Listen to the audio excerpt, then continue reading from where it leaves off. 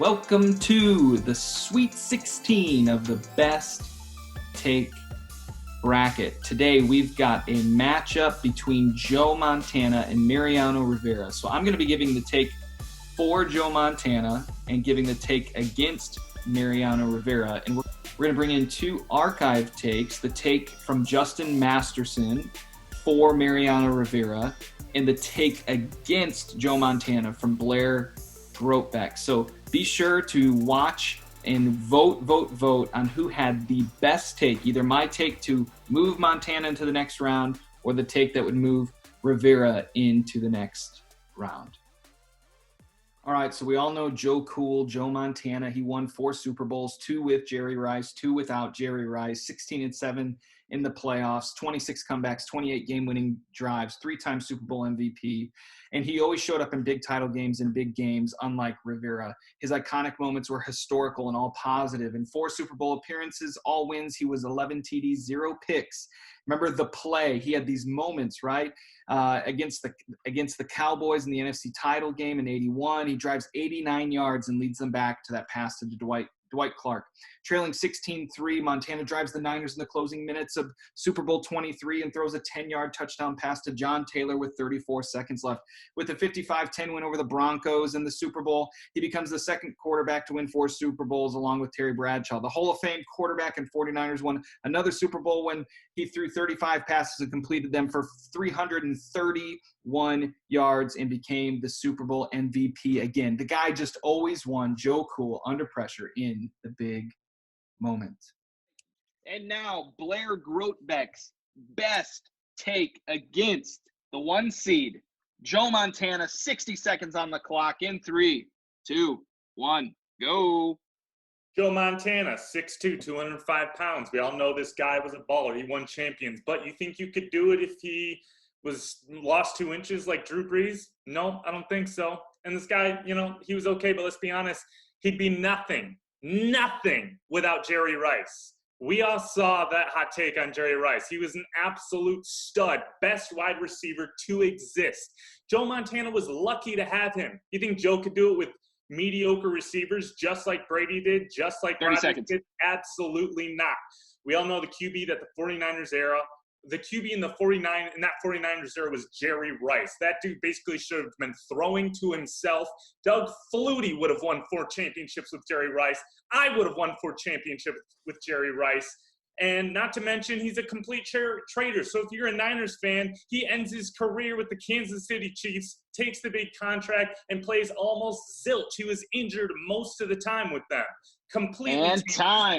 And time. There you have it. Give your best take. Ready, set, go. Mariano Rivera, a man who, as been talked about before, spent his entire career with a single team. Which is pretty impressive. And not only that, but you're in New York, and not just New York, but with the Yankees, a team who has historically been absolutely incredible throughout their history. A lot of demands. They love their team. It's a really neat place to go and a cool place to be. But the dude was a 13-time All-Star, 5-time World Series champion, World Series MVP, ALCS MVP, All-Star MVP. And in 2019, he was the first player in baseball history to be unanimously elected into the Hall of Fame. That's unanimously. Every single person. There's been tons of greats to come through, and yet he is the first in 2019 to actually have that. He was the MLB's all-time saves leader. But not only that, dude's a follower of Christ, which some of you may not care about. But 30 seconds. But to me, it's pretty impressive. He's on a mission to provide youth from impoverished families with an education that will empower them. And the crazy thing about him is every batter knew what was coming. He threw a cut fastball that cut, and yet everyone knew it was coming, and yet no one could even hit it that well. And that is the impressive thing about Mariano Rivera. Wow, with 3 seconds to spare even, man. That's a good best take right there, buddy.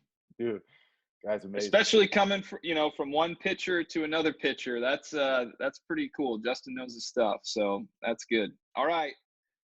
Now it's time for my take against Mariano Rivera and why he shouldn't advance to the next round.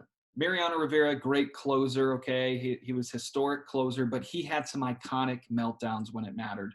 2004, he enabled the Red Sox comeback in the ALCS. They were up, the Yankees were up 3-0, and in Game 4, the momentum changed when he blew the save. He absolutely blew the save. Rivera got out of the inning.